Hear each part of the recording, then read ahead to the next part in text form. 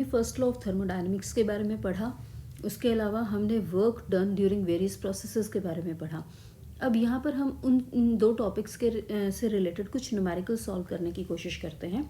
पहला न्यूमेरिकल है a system absorbs 10⁵ calories of heat if the work done by the system against the surrounding is 10⁵ joules, calculate the change in internal energy of the system। यहाँ पर देखिए internal energy, system के जो internal energy है उसका change calculate करना है। और हमें क्या क्या दिया हुआ है कि सिस्टम ने हीट एब्जॉर्ब की है 10⁵ कैलोरीज, और जो वर्क हुआ है सिस्टम के द्वारा बाय द सिस्टम वो है 10⁵ जूल्स।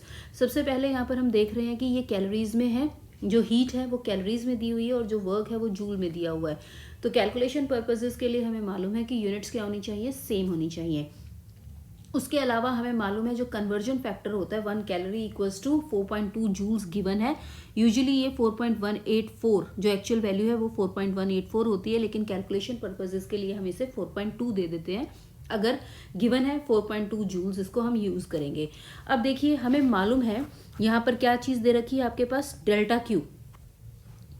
सबसे पहले चेंज इन आपके heat that is equals to किसके बराबर है, यहाँ पर हमें जो गिवन है दैट इज 10⁵ कैलोरीज। ठीक है, अगर मेरे को इसको जूल में कन्वर्ट करना है तो मुझे क्या है, मेरे पास कन्वर्जन है, एक कैलोरी जो है वो 4.2 जूल्स के बराबर है। तो 10⁵ कैलोरीज किसके बराबर हो गई, 4.2 इंटू 10⁵ जूल के बराबर। और क्या दे रखा है, delta W. Work done, work किसके बराबर है, work done by the system, by the system है इसीलिए पॉजिटिव है और 10⁵ जूल्स के बराबर है। अब फर्स्ट लॉ ऑफ थर्मोडायनेमिक्स क्या कहता है, delta Q equals to d U plus delta W. यहाँ से हमें मालूम है इंटरनल एनर्जी निकालनी है, चेंज इन इंटरनल एनर्जी, वो किसके बराबर हो गया, delta Q minus delta W के बराबर। डेल्टा क्यू किसके बराबर है आपके पास यहाँ पर, it is 4.2 into 10⁵ joules minus delta W किसके बराबर है, 10⁵ जूल के बराबर है। बार बार यूनिट एंड में लिखेंगे लास्ट में। And 4.2 into 10⁵ minus 10⁵ minus 10⁵ is equals to 3.2 into 10⁵ joules. ये आ गई इंटरनल एनर्जी के अंदर चेंज। तो इस तरह से यहाँ पर हम फर्स्ट लॉ ऑफ थर्मोडायनेमिक्स को यूज करते हुए यहाँ पर हमने कैलकुलेशन की है, जहाँ पर कैलोरीज और जूल दो अलग अलग यूनिट्स दे रखी हों तो हमारे पास जो कन्वर्जन फैक्टर होता है 1 कैलोरी इक्वल्स टू 4.2 जूल्स। उसके बाद जो सेकंड न्यूमेरिकल है उसकी हम बात करें, अगला जो न्यूमेरिकल है वो ये कह रहा है कि what is the change in internal energy of a system which performs 3.4 into 10⁸ ergs of work and absorb 32 calories of heat। यहाँ पर मेरे पास जो वर्क की यूनिट है वो ergs में दे रखी है। जो erg यूनिट होती है, जो ये जो यूनिट है वर्क की in CGS system, CGS system में वर्क की यूनिट को erg में से रिप्रेजेंट किया जाता है। और जो कन्वर्जन फैक्टर होता है वो होता है 1 erg इक्वल्स टू 10⁻⁻7 जूल्स। ठीक है, तो यहाँ पर हमारे पास ये फैक्टर है सीजीएस यूनिट को एसआई यूनिट में कन्वर्ट करने का वर्क का। अब according to first law of thermodynamics हमारे पास डी यू किसके बराबर है, del Q minus delta W के बराबर। ठीक है, तो मेरे को इंटरनल एनर्जी के अंदर चेंज लेके आना, फाइंड आउट करना है सिस्टम का, जहां पर सिस्टम काम कर रहा है 3.4 into 10⁸ ergs of work and absorb 32 calories of heat. तो मेरे को डेल्टा क्यू निकालना है। देखिए डेल्टा क्यू किसके बराबर हो गया, यहाँ पर दिया हुआ है मेरे पास 32 कैलोरीज। तो 32 कैलोरीज को कैसे लिख सकते हैं, 32 इंटू 4.2 जूल्स के बराबर, दोनों को हम जूल में कन्वर्ट करेंगे। डेल्टा डब्ल्यू किसके बराबर है, 3.4 इंटू 10⁸ ergs के बराबर है। अगर मुझे इसे कन्वर्ट करना है जूल्स में तो क्या करेंगे, 10⁸ into 10⁻⁻7 joule, that comes out to be 3.4 into 10⁻1 joule, that can be written as 34 joules. इस तरह से मेरे पास ये कन्वर्जन फैक्टर आ गया है। तो अब ये जो वैल्यू है जूल में डेल्टा डब्ल्यू की और डेल्टा क्यू की इन जूल्स, ये वाली जो दोनों वैल्यूज हैं वो यहाँ पर हम पुट करते हैं। तो 32 इंटू 4.2 मेरे पास आ रही है वैल्यू 134.4 जूल्स। तो मुझे निकालनी है वैल्यू डी यू की। यहाँ से डेल्टा क्यू है 134 0.4 जूल्स और डेल्टा डब्ल्यू की वैल्यू है 34 जूल्स। इनको माइनस करेंगे तो मेरे पास जो वैल्यू आएगी वो प्लस की, क्योंकि सिस्टम काम कर रहा है इसीलिए मैंने डेल्टा डब्ल्यू को पॉजिटिव रखा है, तो दैट इज 100.4 जूल्स प्लस का। तो इस तरह से इंटरनल एनर्जी के अंदर यहाँ पर हमने चेंज कैलकुलेट कर लिया। अगला जो न्यूमेरिकल है वहां पर हम क्या कह रहे हैं, अगले न्यूमेरिकल में है कि temperature of 5 gram of air is raised bye 1 degree Celsius. यहाँ पर मेरे पास जो टेम्परेचर चेंज है वो है 1 degree Celsius at constant volume. Volume constant है यहाँ पर। सबसे पहली चीज जो ध्यान से देखिए कि कांस्टेंट वॉल्यूम है, यानी कि डीवी मेरे पास 0 के बराबर है। पहली जो चीज यहाँ से मुझे निकल कर दिखाई दे रही है that is dV equal to 0। और जो 5 ग्राम एयर का जो टेम्परेचर है वो 1 डिग्री सेल्सियस तक रेज हो रहा है। Calculate the increase in its internal energy. Internal energy के अंदर इंक्रीज निकालना है मुझे। मेरे पास दिया हुआ है सीवी की वैल्यू, यानी कि specific heat at constant volume दिया हुआ है, that is 0.172 calories per gram पर डिग्री सेल्सियस। और जूल का जो कन्वर्जन फैक्टर है यहाँ पर मेरे पास वो दे रखा है 4.18 जूल्स पर कैलोरी, यानी कि 1J is equal to 4.18 joule per calorie है मेरे पास यहाँ पर। अब यहाँ देखिए इसको सॉल्व करते हैं हम लोग। इसको सॉल्व करने के लिए हमें मालूम है कि जो हमारे पास जो फर्स्ट लॉ ऑफ थर्मोडायनेमिक्स है वो ये कह रहा है कि du is equal to delta Q minus delta W, that can be written as delta Q minus P d V. यहाँ से सबसे पहली चीज वॉल्यूम कांस्टेंट है तो पी डीवी की वैल्यू क्या हो गई 0 के बराबर। तो यहाँ से पहली चीज जो इस इक्वेशन से, इस न्यूमेरिकल से हमारे पास जो सामने आ रही है वो ये है कि जो डी यू की वैल्यू है वो चेंज इन हीट के बराबर होगी, यानी कि जो इंटरनल एनर्जी का जो चेंज है that is equals to change in heat. और चेंज इन हीट किसके बराबर होता है, हमने पढ़ा हुआ है, change in heat is equals to mass of system जो भी है हमारे पास यहाँ पर एयर है, तो mass of air multiplied by CV multiplied by change in temperature. Q is equals to m c v into T, ये हमने पढ़ा है, ठीक है। क्योंकि चेंज इन हीट किसके बराबर है, आपको ध्यान है कि जो चेंज इन हीट है वो आपका जो टेम्परेचर है किसी भी सिस्टम का, उसका टेम्परेचर को राइज करने के लिए अगर CV स्पेसिफिक हीट है तो specific heat multiplied by change in temperature multiplied by mass, that will give you the total heat. तो यहाँ पर मास किसके बराबर है 5 ग्राम के बराबर। CV किसके बराबर है, क्योंकि ये पर ग्राम चल रहा है यहाँ पर, तो दैट इज 0.172 कैलोरीज पर ग्राम। और चेंज इन टेम्परेचर किसके बराबर है 1 डिग्री सेल्सियस के बराबर, तो that comes out to be equals to 0.86 calories. अगर मुझे इसे जूल में कन्वर्ट करना है तो जूल में कन्वर्ट करने के लिए क्या होगा, जहां पर हमने हीट कैलकुलेट करनी है, जो कैलोरीज है वो सिर्फ हीट की यूनिट है। जहां पर हम किसी और तरह की एनर्जी की बात करेंगे वहां पर हम हमेशा कैलोरीज को जूल में कन्वर्ट करेंगे। तो यहाँ पर 0.86, क्योंकि हम यहाँ पर कैलकुलेट कर रहे हैं इंटरनल एनर्जी, तो इंटरनल एनर्जी की वजह से यहाँ पर हम इस कैलोरीज को जूल में कन्वर्ट करेंगे। अगर हीट कैलकुलेट करनी है तो हम उसे कैलोरीज में छोड़ेंगे। अगर हमें इंटरनल एनर्जी कैलकुलेट करनी है या किसी और तरह की कोई भी एनर्जी कैलकुलेट करनी है तो हम उसे जूल में कन्वर्ट करेंगे। जूल में कन्वर्ट करने के लिए कितना होगा, मल्टीप्लाइड बाय 4.18 जूल, और that comes out to be equals to 3.59 joule. इस तरह से हमने इंटरनल एनर्जी के अंदर चेंज कैलकुलेट किया। अब जो नेक्स्ट आपके पास न्यूमेरिकल है वो ये कह रहा है कि 5 gram of air be heated from 5 degree Celsius to 10 degree Celsius in a closed vessel. Closed vessel है यहाँ पर। क्लोज्ड वेसल का मतलब अगेन वॉल्यूम क्या है आपके पास कांस्टेंट है, और जो टेम्परेचर चेंज है वो 5 से 10 डिग्री सेल्सियस का है। एयर का जो मास है मेरे पास यहाँ पर 5 ग्राम है। Calculate the change in internal energy given CV for air equals to 0.172 calories per gram पर डिग्री सेंटीग्रेड। यहाँ पर मैंने ये न्यूमेरिकल इसीलिए लिया है क्योंकि सेंटीग्रेड वर्ड यूज हुआ है। सेंटीग्रेड एक और टर्म है, another term for Celsius. Centigrade इसीलिए नाम इसको दिया गया है क्योंकि सेंटीग्रेड का मतलब है 100 डिग्रीज। तो जो 100 डिग्रीज में जो डिवाइड होता है सेल्सियस स्केल, उसको हम सेंटीग्रेड भी बोलते हैं। तो सेंटीग्रेड जहाँ वर्ड आ रहा है वहाँ पर इसका मतलब है कि ये सेल्सियस की ही दूसरी टर्म है। सेंटीग्रेड और सेल्सियस स्केल सेम है। अब इसको सेम तरीके से जैसे हमने पिछला चेंज किया था, पिछला न्यूमेरिकल सॉल्व किया था, उसी तरह से यहाँ पर हम सॉल्व करेंगे।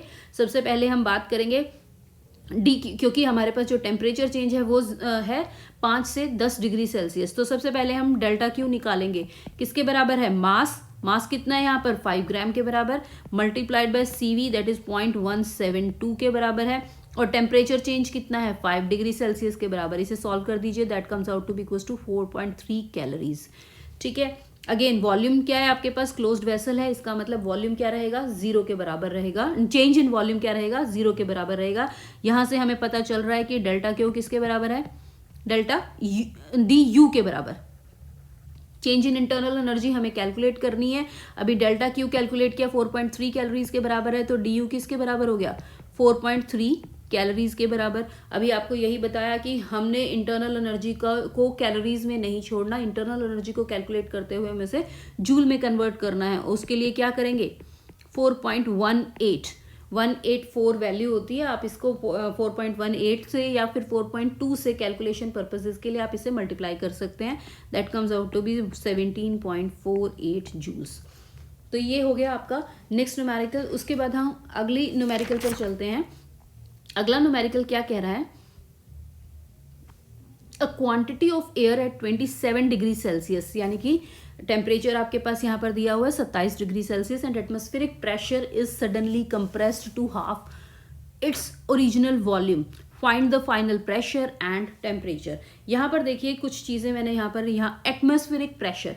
अब एटमॉस्फेरिक प्रेशर क्या होता है? हम हमेशा यूज करते हैं एटमॉस्फेरिक प्रेशर वर्ड को। Atmospheric pressure is also known as barometric pressure. It is equal to the mean sea level atmospheric pressure on earth. यानी कि जो अर्थ का एटमॉस्फेरिक प्रेशर है सी लेवल पर वो अप्रोक्सीमेटली 1 एटमॉस्फेयर है, और it is used as reference और स्टैंडर्ड प्रेशर। तो उसे हम स्टैंडर्ड प्रेशर की तरह काउंट करते हैं। और जितने भी आपकी ये जो आइडियल गैस की इक्वेशंस हैं जहाँ पर भी हम यूज़ करते हैं वहाँ पर हम एटमॉस्फेयर यूनिट यूज़ करते हैं प्रेशर की। और इस जो 1 एटमॉस्फेयर है वो सी लेवल के ऊपर अप्रॉक्सीमेटली हम उसको मान के चलते हैं, रेफरेंस मान के चलते हैं कि वो 1 एटमॉस्फेयर है। जैसे जैसे सी लेवल से अबव जाएंगे तो आपका प्रेशर क्या होगा? चेंज होता जाएगा। रेफरेंस जो है सी लेवल पर उसको हम 1 एटमॉस्फेयर मान रहे हैं। तो ये हो गया एटमॉस्फेरिक प्रेशर क्या होता है। ठीक है। आपके पास जो न्यूमेरिकल है यहाँ पर वर्ड यूज किया गया है सडनली कंप्रेस्ड।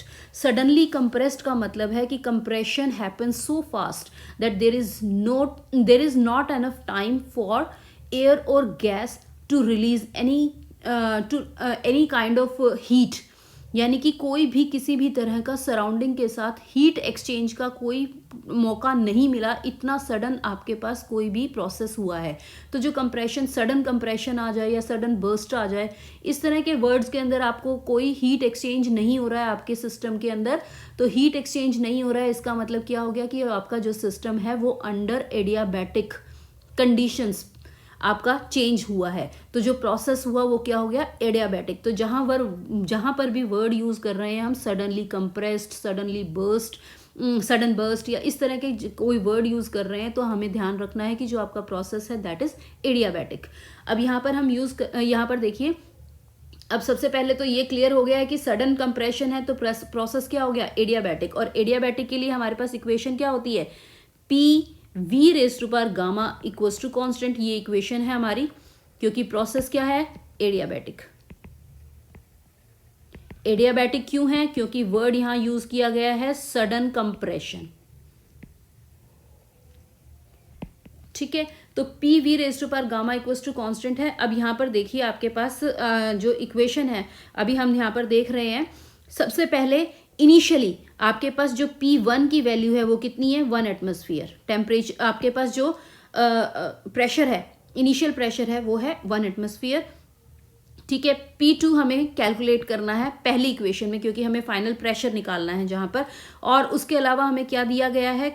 हमें दिया गया है V1 इक्वल्स टू, अगर V1 V के बराबर है तो V2 क्या हो गया? V/2 हाफ हो जाएगा। यानी कि जो फाइनल वॉल्यूम है वो इनिशियल वॉल्यूम से हाफ हो जाएगा। तो ये मुझे यहाँ पर सारी चीज़ें दी गई हैं। तो यहाँ इसके बाद इस इक्वेशन को, ये जो वैल्यूज हैं इनको पुट करते हैं हम इक्वेशन में। P1 V1 raise to power gamma equals to P2 V2 raise to power gamma.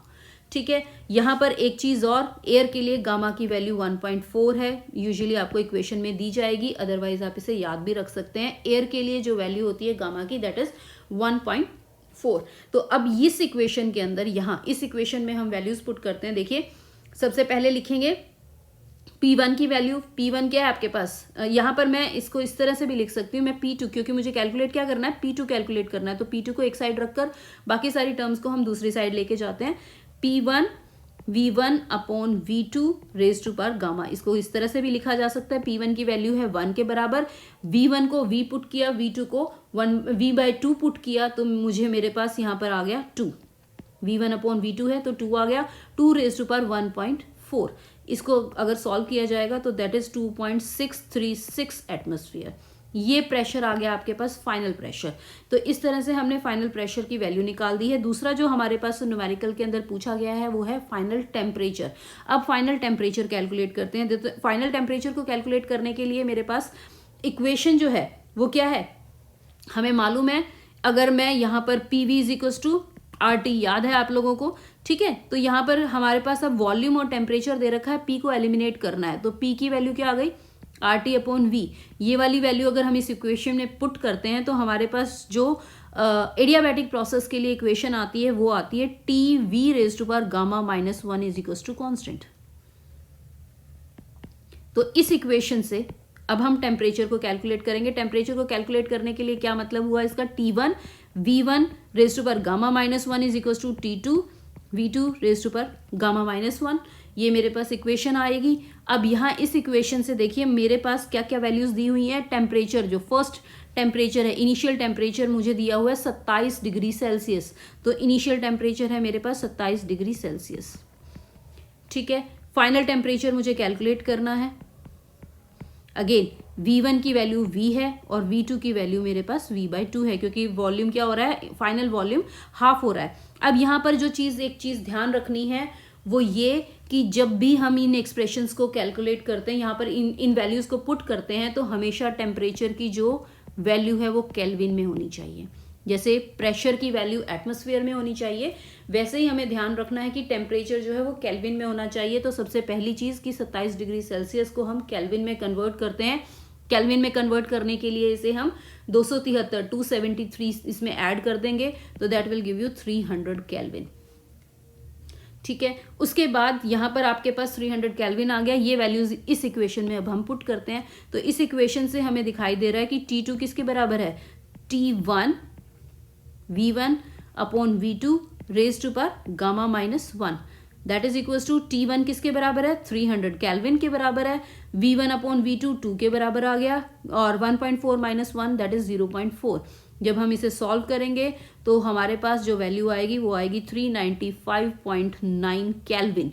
लेकिन हमें जो टेम्परेचर गिवन था वो सेल्सियस में था, इसीलिए हम इस केल्विन को अगेन सेल्सियस में कन्वर्ट करेंगे 122.9 डिग्री सेल्सियस, क्योंकि जो हमारा क्वेश्चन था, क्वेश्चन में सेल्सियस दिया हुआ था, इसीलिए जो आंसर होगा वो भी हम सेल्सियस में देंगे। तो इसे वापस सेल्सियस में कन्वर्ट कर देंगे, -273 कर देंगे और सेल्सियस में हमारे पास ये वैल्यू आ जाए। नेक्स्ट न्यूमेरिकल है, a gas occupying 1 litre at 80 centimetre of Hg pressure is expanded adiabatically to 1190 cc.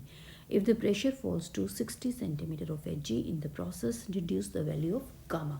अब हमें गामा की वैल्यू निकालनी है। यहाँ पर जो प्रेशर की यूनिट है वो है सेंटीमीटर ऑफ मर्करी।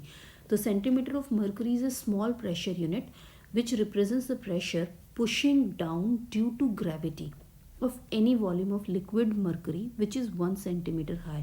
बेसिकली क्या होता है कि एक कंटेनर है, कंटेनर के अंदर मरकरी है, मरकरी में हम यहाँ पर एक इन्वर्टेड ग्लास ट्यूब लगा देते हैं जिसके ऊपर मार्किंग है हमारे पास सेंटीमीटर्स के अंदर, और मरकरी जो है अंडर द ग्रेविटी जितनी हाइट अटेन करता है उस टाइम पर उसको, उस प्रेशर को रिप्रेजेंट किया जाता है उससे।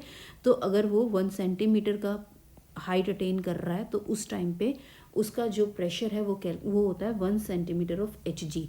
और यहाँ पर हमें मालूम है कि 1 सेंटीमीटर ऑफ मर्करी जो है at 0 degree Celsius, 0 degree Celsius के ऊपर इसकी जो वैल्यू होती है, अगर हमें कन्वर्जन फैक्टर ढूंढना है तो दैट इज़ 1333.22 पास्कल्स इसके बराबर होता है। और 1 atmosphere of pressure is equals to 760 mm ऑफ Hg या 76 सेंटीमीटर ऑफ Hg।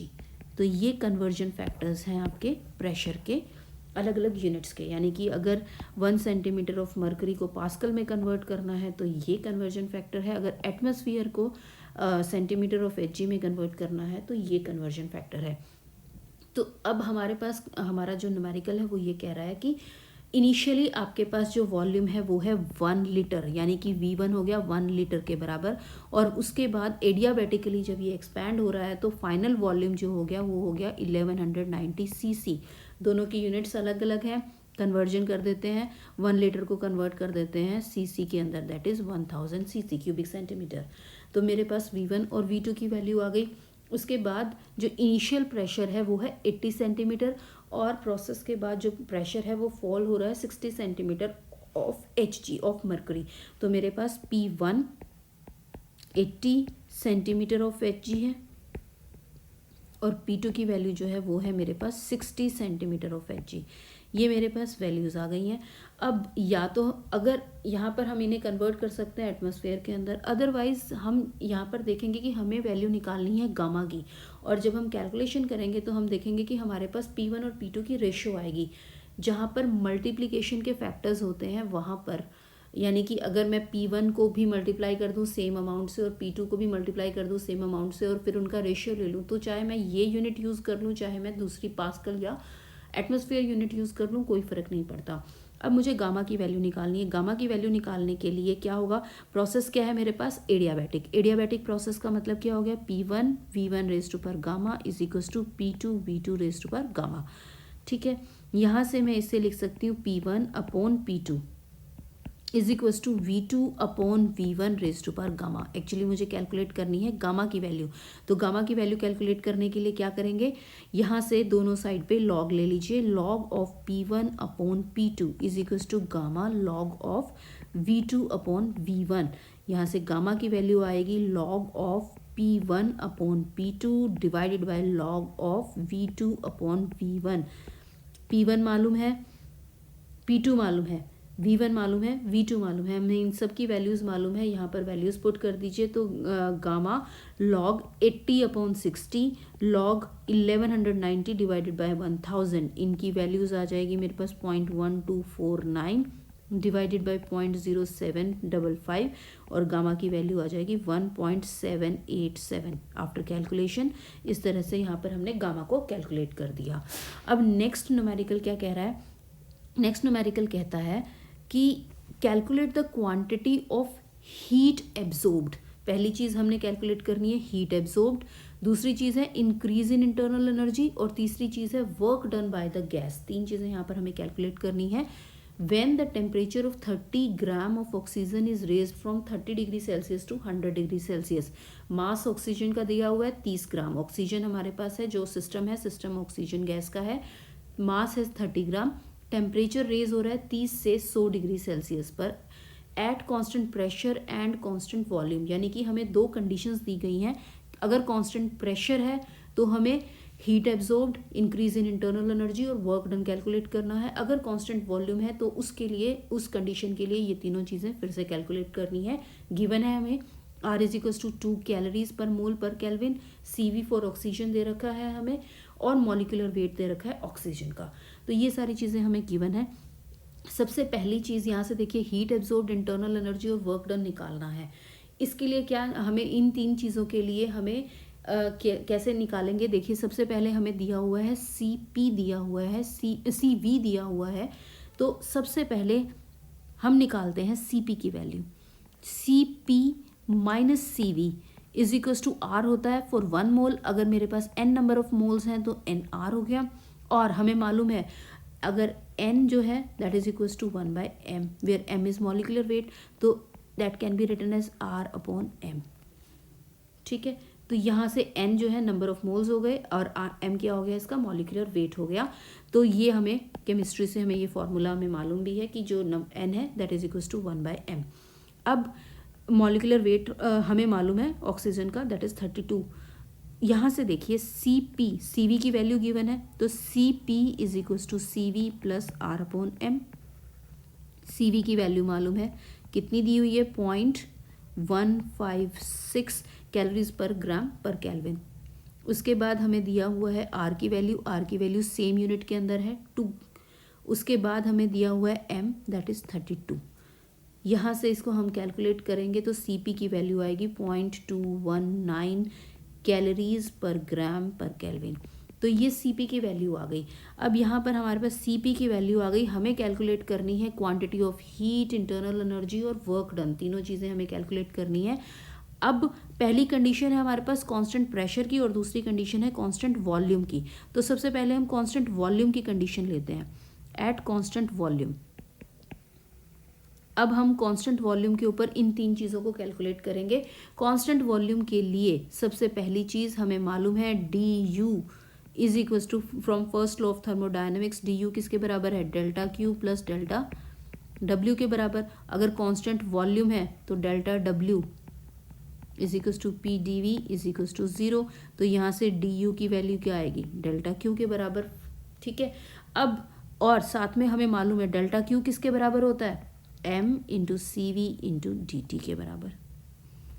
तो यहाँ पर हम क्या करेंगे, सबसे पहले हमें निकालना है अब हम निकालेंगे ये वाली वैल्यू। तो m क्या है, मास ऑक्सीजन का मास दिया हुआ है यहाँ पर 30 ग्राम। तो 30 इंटू CV की वैल्यू हमें गिवन है, CV की वैल्यू हमारे पास आ जाएगी यहाँ पर 0.156।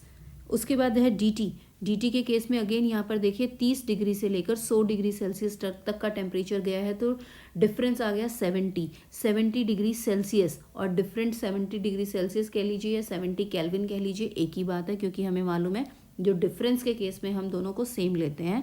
तो यहाँ पर हमारे पास जो डिफरेंस आ गया वो आ गया 70। अब इसे सॉल्व कर दीजिए। सॉल्व करने के बाद हमारे पास जो वैल्यू आएगी वो आएगी 327.6 कैलोरीज। और ये जो वैल्यू है ये du की dq की दोनों बराबर हैं आपस में कांस्टेंट वॉल्यूम के लिए, तो दोनों के लिए ये वैल्यू आ गई। और डेल्टा w के लिए उसकी वैल्यू आ गई 0। तो कांस्टेंट वॉल्यूम के ऊपर हमने इंटरनल एनर्जी, हीट और वर्क तीनों की वैल्यू यहाँ पर निकाल दी। अब जो नेक्स्ट कंडीशन है वो है कांस्टेंट प्रेशर की। कांस्टेंट प्रेशर के लिए हमें मालूम है डेल्टा Q किसके बराबर होता है, delta Q equals to m into CP into dt के बराबर हो गया। m की वैल्यू है आपके पास यहाँ पर 30, CP की वैल्यू हमने निकाली है 219 के बराबर और dt की वैल्यू है 70, that comes out to be 459.9 calories. ये आ गई dq की वैल्यू, डेल्टा Q की वैल्यू, यानी कि हीट आ गई हमारे पास कांस्टेंट प्रेशर के लिए। अब कांस्टेंट प्रेशर के लिए हीट हमें मालूम फर्स्ट लॉ ऑफ थर्मोडायनेमिक्स से delta W is equals to delta Q minus du के बराबर है। ठीक है, डेल्टा Q की वैल्यू कांस्टेंट प्रेशर के लिए ये आ गई। इंटरनल एनर्जी का जो चेंज है, इंटरनल एनर्जी का चेंज हमें मालूम है ये चीज़ इसके बराबर होता है। तो इंटरनल एनर्जी का चेंज यहाँ से हमारे पास ये आया हुआ है, चेंज इन इंटरनल एनर्जी, चाहे प्रेशर चाहे आपके पास कुछ भी जो भी कांस्टेंट वॉल्यूम की कंडीशन है या कांस्टेंट प्रेशर की कंडीशन है, दोनों के केस में इंटरनल एनर्जी का चेंज सेम रहेगा। क्योंकि बाकी जो आपके पास कंडीशन है उस कंडीशन के ऊपर जो एक्स्ट्रा प्रेशर, अगर कांस्टेंट प्रेशर है तो उसमें जो एक्स्ट्रा जो भी काम होगा, जो भी आपके पास हीट होगी वो वर्क में कन्वर्ट हो जाएगी। तो delta Q is equals to delta W is equals to delta Q minus du के बराबर आ गया, जिसमें से डेल्टा Q की वैल्यू हमने कांस्टेंट प्रेशर के लिए निकाली है 459.9 कैलोरीज और du की वैल्यू यहाँ से निकालेंगे हम, यहाँ पुट करेंगे 327.6 कैलोरीज। इसकी वैल्यू जो आ गई वो 132.3 कैलोरीज आ गई। और उसके बाद अगेन इसको हम जूल्स में कन्वर्ट करेंगे 4.2 से या 4.18 जो कन्वर्जन फैक्टर है उससे मल्टीप्लाई कर देंगे, that will give you delta W. तो हमने कांस्टेंट वॉल्यूम के ऊपर निकाल दिया डेल्टा डब्ल्यू की वैल्यू, यू की और क्यू की। इसी तरह से कांस्टेंट प्रेशर के ऊपर डेल्टा क्यू की ये वैल्यू आ गई, डी यू की वैल्यू सेम रहेगी, चेंज इन इंटरनल एनर्जी पूरे प्रोसेस के लिए सेम रहेगा, वो ये आ गया। और वर्क जो वो ये आ गया सॉरी, और जो वर्क है वो दोनों का डिफरेंस आ गया। इस तरह से हमने निकाल दिया है दोनों ही कंडीशंस के ऊपर, हीट एब्जॉर्ब्ड, इंटरनल एनर्जी में चेंज और work done by the gas. उसके बाद जो नेक्स्ट है, नेक्स्ट न्यूमेरिकल कह रहा है find the pressure required to compress adiabatically a gas to atmospheric pressure to 1/5 of its volume.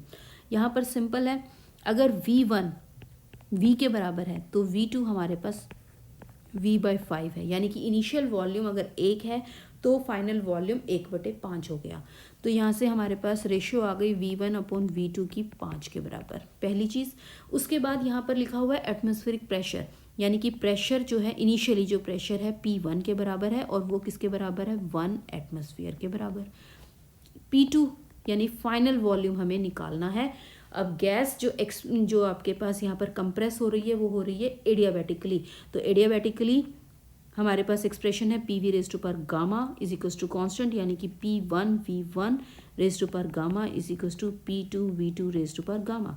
यहाँ से हम P2 की वैल्यू निकालेंगे P1 V1 upon V2 raise to power gamma, that comes out to be equals to 1 into, क्योंकि atmospheric pressure 1 के बराबर है, into V1 upon V2 5 के बराबर है raise to power 1.4, that is equals to 5 raise to power 1.4। इसे हम solve कर लेंगे टेकिंग लॉग और उसके बाद दोबारा से एंटी लॉग लेकर, और इसकी वैल्यू आ जाएगी 9.519 एटमॉस्फेयर। ये आपका ये सिंपल हमने यहाँ पर प्रेशर निकाल दिया है। उसके बाद नेक्स्ट जो न्यूमेरिकल है, नेक्स्ट न्यूमेरिकल कह रहा है कि calculate the work done when a gram molecule of an ideal gas expands isothermally at 30 degree Celsius to double its original volume. यहाँ पर हमें वर्क डन निकालना है, और वर्क डन निकालने में खासियत क्या है, जो हमारा प्रोसेस है आइडियल गैस एक्सपैंड हो रही है आइसोथर्मली, और टेम्परेचर जो कांस्टेंट टेम्परेचर है वो है 30 degree Celsius to double its original volume, यानी कि जो ओरिजिनल वॉल्यूम है इनिशियल वॉल्यूम है उससे इसका वॉल्यूम क्या हो रहा है, जो फाइनल वॉल्यूम वो डबल हो रहा है। ठीक है, तो अब हमें वर्क डन निकालना है। अगेन आइसोथर्मल प्रोसेस है, तो आइसोथर्मल प्रोसेस के लिए हमारे पास जो वर्क की फॉर्मूला होता है that is equals to PdV integration from V1 to VT। साथ में हमें मालूम है PV किसके बराबर है RT, क्योंकि प्रेशर यहाँ पर नहीं कहीं पर दिया हुआ है तो हमें प्रेशर को एलिमिनेट करना है, तो P RT अपॉन V के बराबर आ गया। यहाँ से W की वैल्यू आ गई RT, क्योंकि टेम्परेचर भी कांस्टेंट है, R भी कांस्टेंट है, तो बाहर ले लीजिए, अंदर आएगा DV अपॉन V का integration from V1 to V2। यहाँ पर हमने क्या करना है, आगे इसको सॉल्व करना है, इंटीग्रेशन ले लीजिए। इंटीग्रेशन में क्या आएगा RT log to the base E V2 upon V1। ठीक है, अगेन V2 अपॉन V1 क्या है, V2 upon V1 initial volume और final volume upon initial volume twice, double हो रहा है। आर की वैल्यू किसके बराबर है 8.3 जूल्स पर डिग्री मोल के बराबर है। उसके अलावा टेम्परेचर की वैल्यू कितनी है 30 डिग्री सेल्सियस। 30 डिग्री सेल्सियस का मतलब है 273 प्लस 30 दैट इज 303 केल्विन। ये T की वैल्यू, ये R की वैल्यू और ये V2 अपॉन V1 की वैल्यू यहाँ पर पुट कर दीजिए, तो W की वैल्यू आ जाएगी 1743.16 जूल्स। इस तरह से हम आइसोथर्मल कंडीशन के अंदर वर्क को कैलकुलेट कर सकते हैं। उसके बाद जो नेक्स्ट है that is initial temperature of a gas is 27 degree Celsius.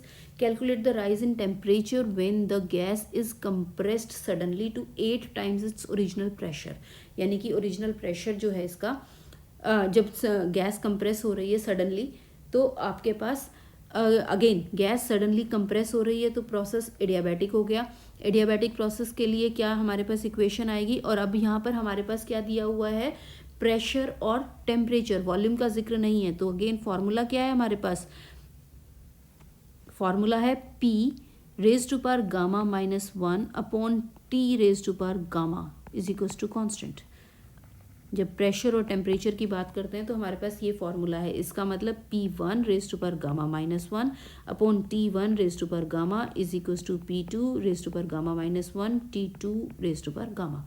ये हमारे पास इक्वेशन आएगी। इस इक्वेशन में यहाँ पर देखिए प्रेशर को एक साइड ले लीजिए, P2 upon P1 raise to power gamma -1 is equals to T2 upon T1 raise to power gamma.